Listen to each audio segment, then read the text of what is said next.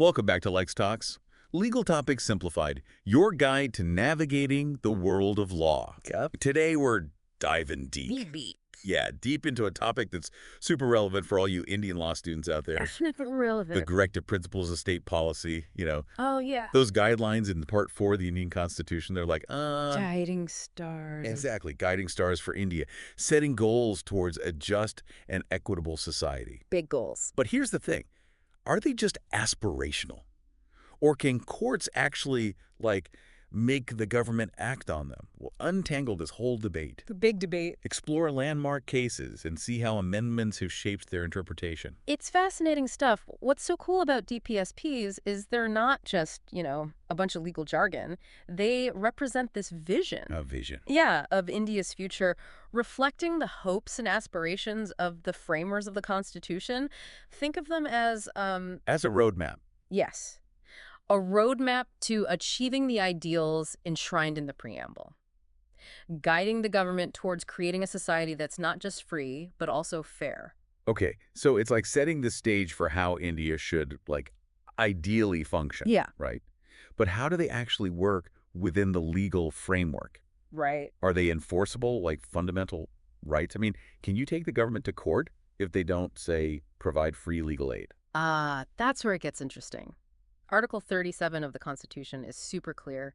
DPSPs are not justiciable. Not justiciable, meaning, Meaning you can't directly sue the government for not implementing them. oh, I see, But, and here's the twist, the judiciary has found ways to use them to use them. as a guiding principle while interpreting laws or making judgments on government policies.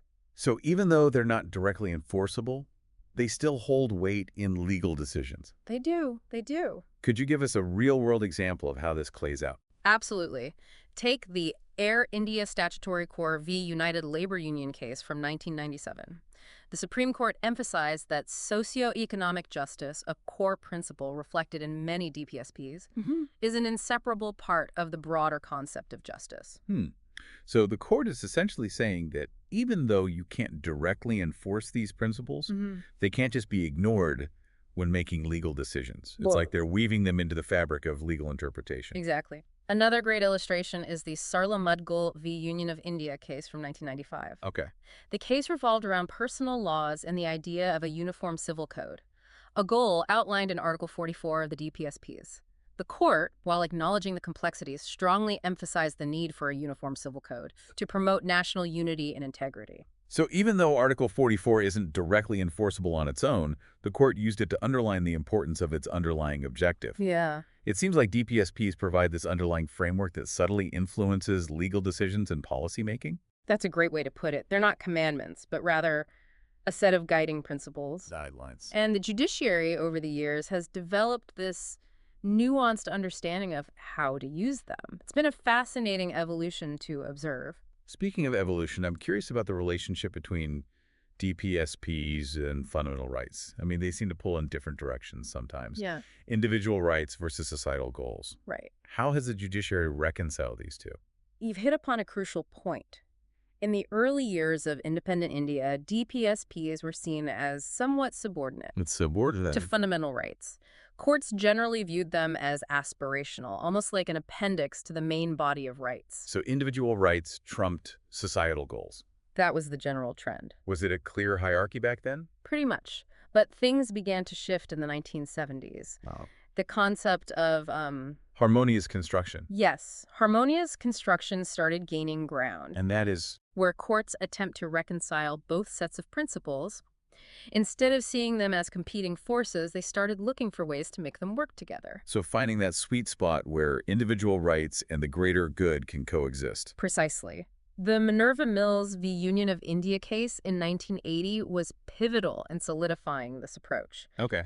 The Supreme Court clarified that while DPSPs can't override fundamental rights, Right. they should be given due consideration in achieving a balanced constitutional framework. It's like Like a dance. yes, a delicate dance, finding that perfect balance between individual freedoms and societal goals. Sounds like a delicate dance indeed. We've talked a lot about theory, but how have these DPSPs actually shaped India? Yeah. Have they led to real-world changes, or are they just lofty ideals? Oh, they've definitely had a tangible impact. There are some brilliant examples of DPSPs in action. Take the Panchayati Raj system, for instance. It's a testament to Article 40's vision of local self-governance. Empowering villages. Yes, empowering villages to manage their own affairs. A classic example of decentralization and giving power to the people. Any other success stories you can share?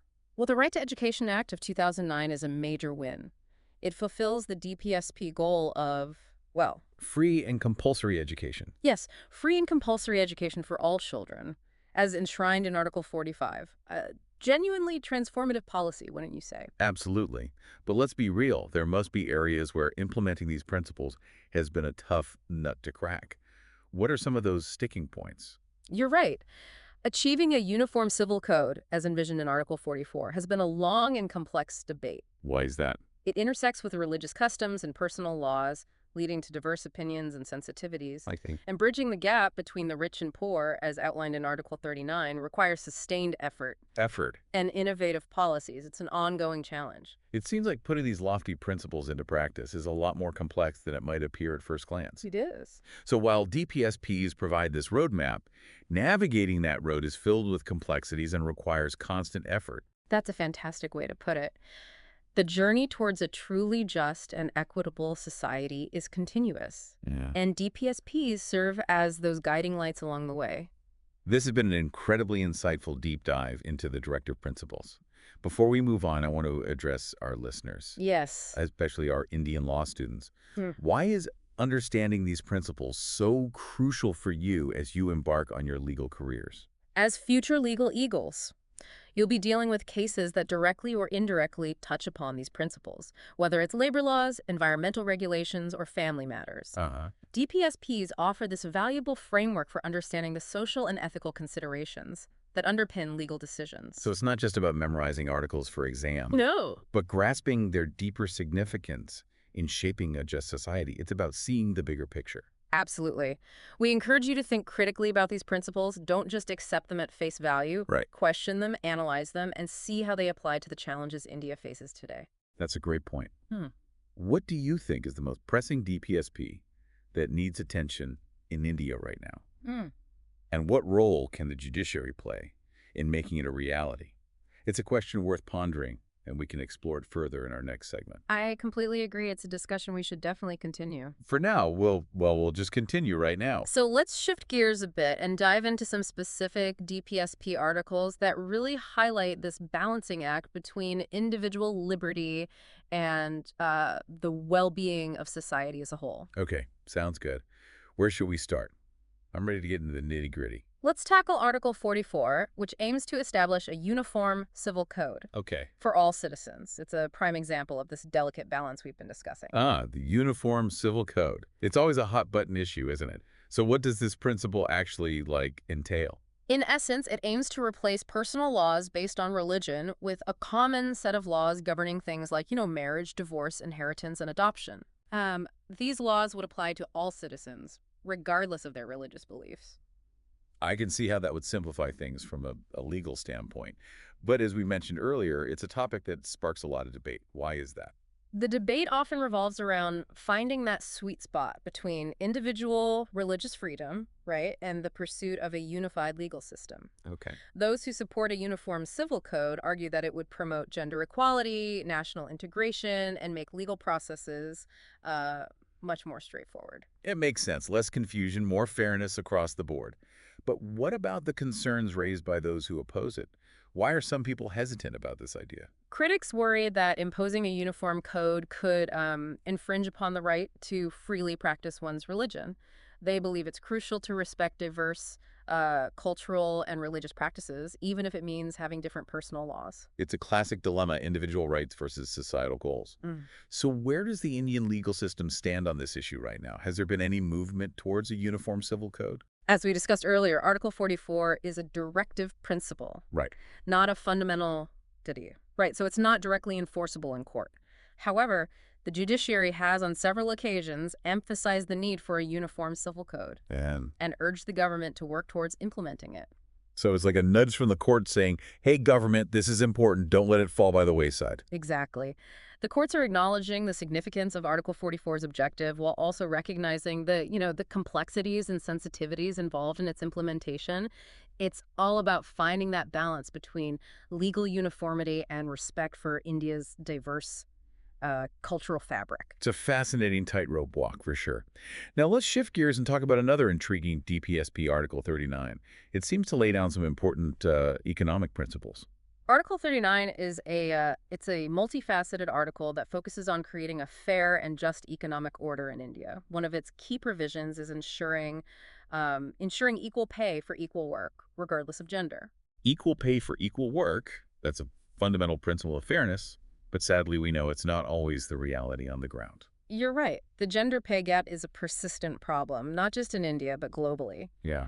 Article 39 serves as a constant reminder for the government to work towards closing that gap and ensuring economic justice for everyone, regardless of gender. It's like setting a high bar for the government, aiming for a society where everyone has a genuine shot at, economic well-being. Precisely.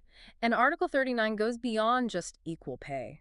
It also addresses preventing the concentration of wealth and resources in the hands of a few, promoting the equitable distribution of resources, and ensuring that workers aren't exploited by the economic system. Wow, that's a pretty ambitious agenda. It's like the DPSPs are envisioning a society where wealth is shared more fairly and everyone has access to, like, a decent standard of living. You've got it.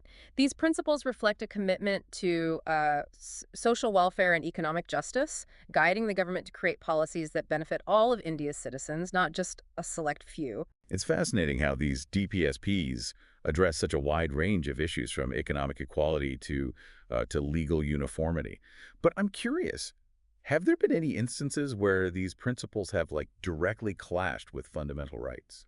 That's a great question. And yes, there have definitely been cases where the courts have had to grapple with this very issue. It's where things can get, really complicated. Can you give us an example of such a clash where these two sets of principles seem to be at odds with each other? One notable case that comes to mind is the Kerala Education Bill case from 1958. Okay. This case involved the state government's attempt to regulate the operation of private educational institutions, Okay. particularly those run by minority communities. So the state was trying to exert more control over education. What was the source of the conflict in that case? The conflict arose because minority communities argued that the state's regulations were infringing upon their right to establish and administer educational institutions of their choosing. This right is protected under Article 30 of the Constitution. So we had a clash between Article 30, a fundamental right, and the state's actions, which were likely influenced by DPSPs aimed at regulating education for the broader public good. It's a tricky situation. Exactly. The Supreme Court, in its judgment, acknowledged that while DPSPs cannot override fundamental rights, they should be given due weight and consideration when interpreting laws and resolving such conflicts. It's about finding a workable balance. So it's like the courts are saying, look, we can't let DPSPs completely overshadow fundamental rights, but we can't ignore their importance either. Precisely. In the Kerala Education Bill case, the court ultimately struck down some parts of the bill that it deemed excessively restrictive of minority rights. It was a judgment aimed at protecting individual rights while acknowledging the broader societal goals at play. So in this case, individual rights, specifically the rights of minorities to run their educational institutions, were given precedence over the state's goal of having more control over the education system. That's right. It highlights the crucial role of the judiciary in interpreting these complex situations and balancing competing interests. They have to weigh individual rights against the potential benefits for society as a whole. This raises an important question. Can DPSPs ever be used to limit or restrict fundamental rights? Or are fundamental rights always considered paramount? That's a complex question that has sparked many debates among legal scholars. There are a lot of nuances to consider. I can imagine. It sounds like a legal minefield. What's the general consensus among experts on this issue? The prevailing view is that DPSPs cannot be directly used to curtail or diminish fundamental rights. Fundamental rights are considered, sacrosanct and hold a higher legal standing. In the Indian constitutional framework, they are seen as the bedrock of individual liberties. So there's a clear hierarchy. Fundamental rights are at the top, and DPSPs cannot be used to directly undermine them. That's right. However, this doesn't mean that DPSPs are completely irrelevant when it comes to fundamental rights. In certain situations, courts might consider DPSPs while interpreting the scope and limitations of fundamental rights. It's about understanding the context. Can you give us a concrete example of how this might work in practice? How could a court use a DPSP to interpret a fundamental right? Let's say there's a law that restricts freedom of speech in the interest of maintaining public order.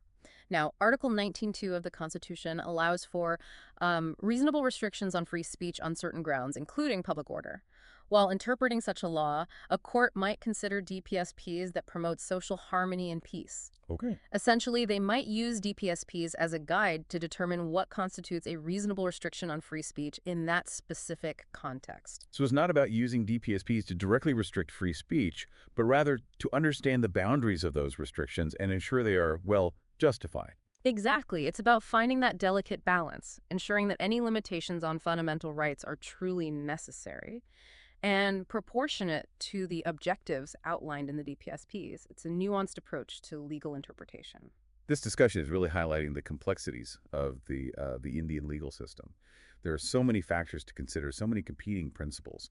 It must be a fascinating challenge for judges to navigate this terrain. It absolutely is. It demands a deep understanding of constitutional principles, a nuanced approach to interpreting laws, and a steadfast commitment to upholding the values of justice and fairness.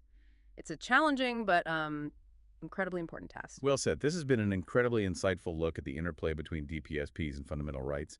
But I feel like we've only just scratched the surface. There's so much more to explore. Indeed.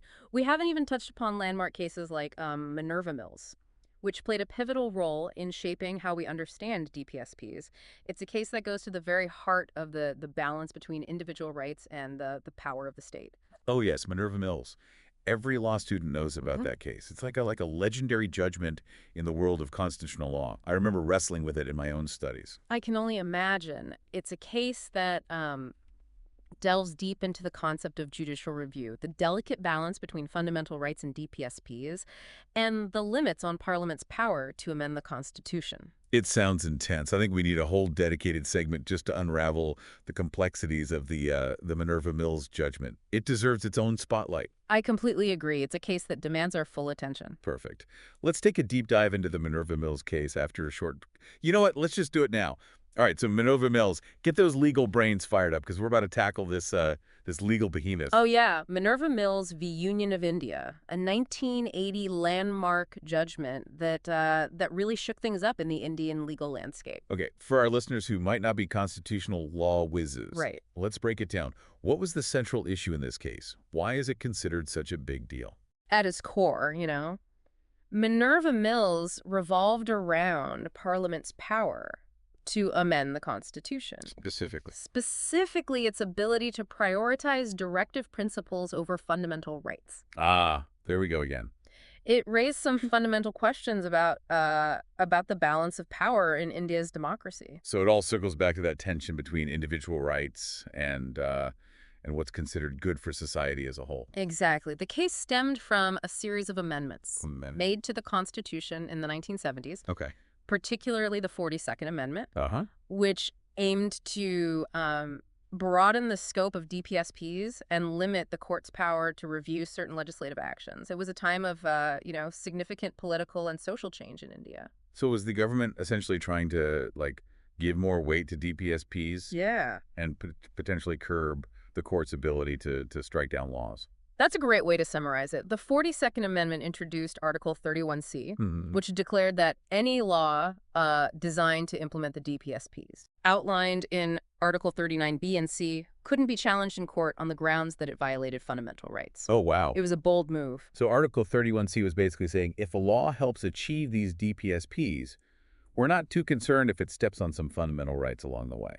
You've captured the essence of it, and this is where the Minerva Mills case enters the picture.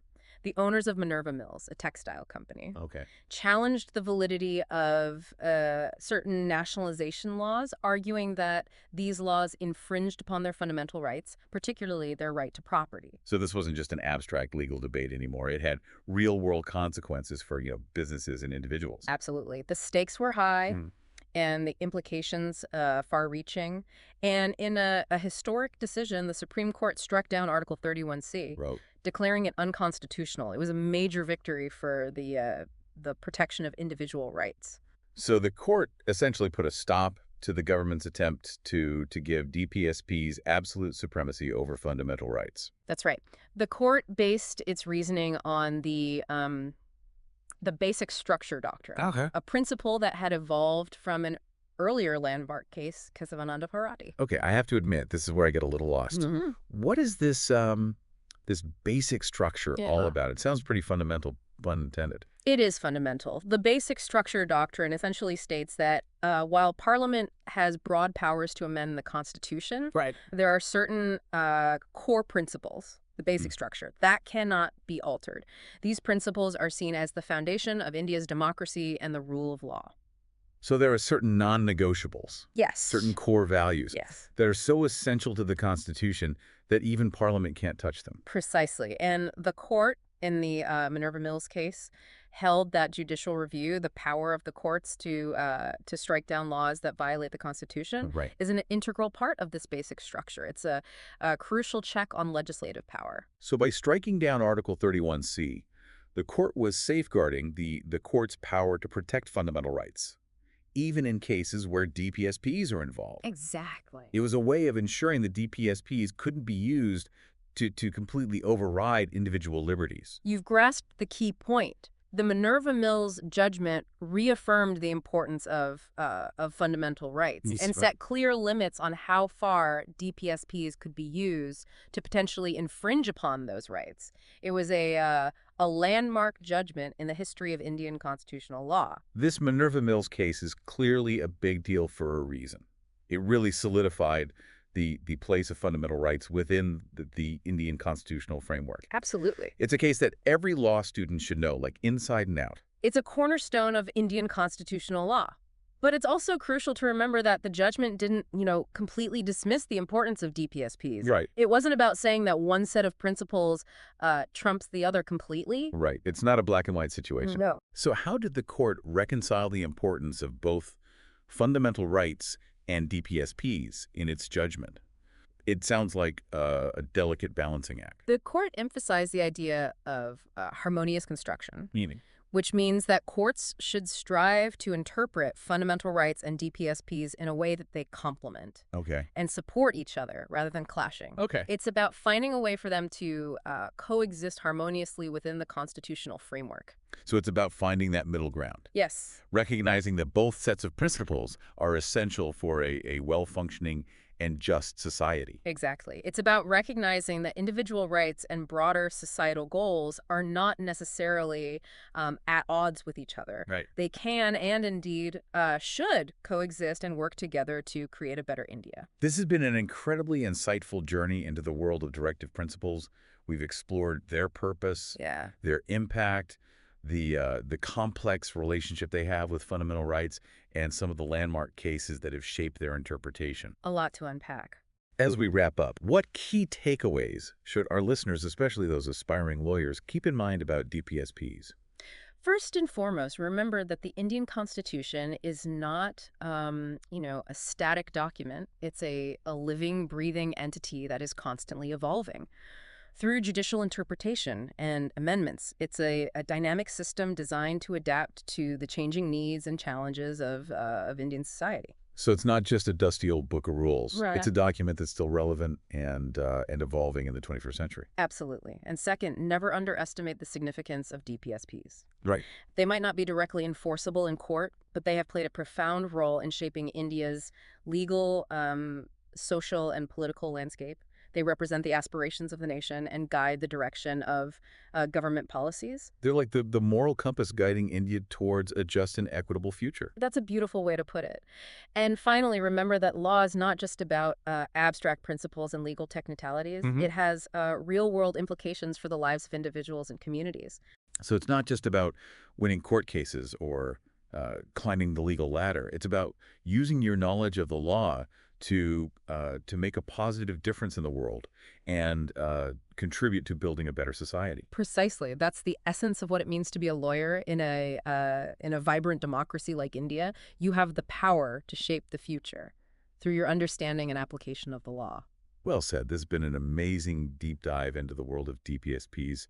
Thank you so much for sharing your expertise and insights with us. It was my pleasure. I always enjoy discussing these fascinating aspects of Indian constitutional law.